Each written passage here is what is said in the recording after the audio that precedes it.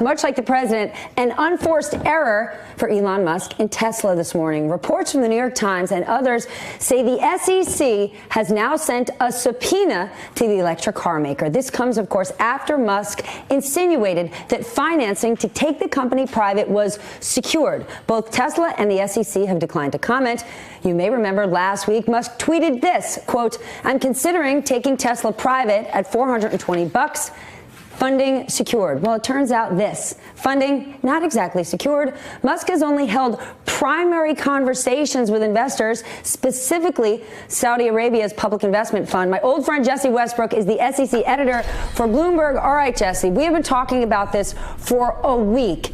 The level of scrutiny a CEO is under when they're making any statements is extraordinarily high. Elon Musk, who is obsessed with his detractors, with media critics, and with short sellers, comes out of nowhere and says, yep, we're going to go private when the math doesn't add up and there's not anyone to actually give him the money. So what is the SEC doing, and how serious is this subpoena?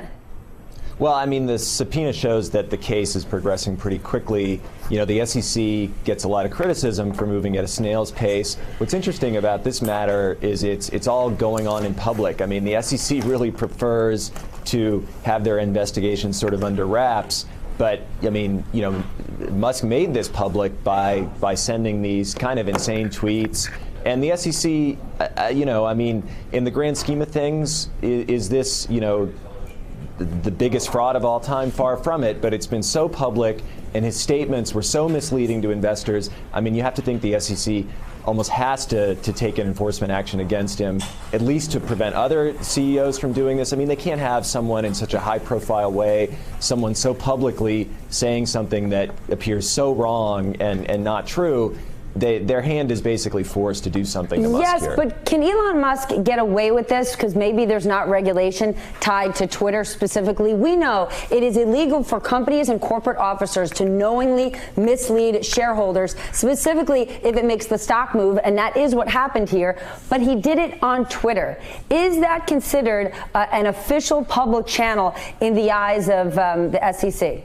Well, if it's not, that's even worse for Musk. I mean, I think that if he's not doing it in an official public channel in which companies are supposed to release information, that's even a worse predicament for him. I really don't think the Twitter issue is the problem. The SEC has broadly said that, you know, I mean, we now have sort of evolved to a point where Twitter is almost as good as a press release. I don't think the SEC is thrilled about that arrangement, but, you know, people are tweeting things all the time. I mean, the problem for someone like Musk is, you know, Twitter is this place where there's sort of instant feedback and people are criticizing him, and he can't seem to refrain from himself from engaging. I mean, when a company issues a press release, analysts may say, well, the numbers don't add up, I don't like this, but they're not, you know, they're not engaging in this sort of tennis game of back and forth where it just escalates and Musk seems to say even crazier things. Okay, so, let's put the SEC aside.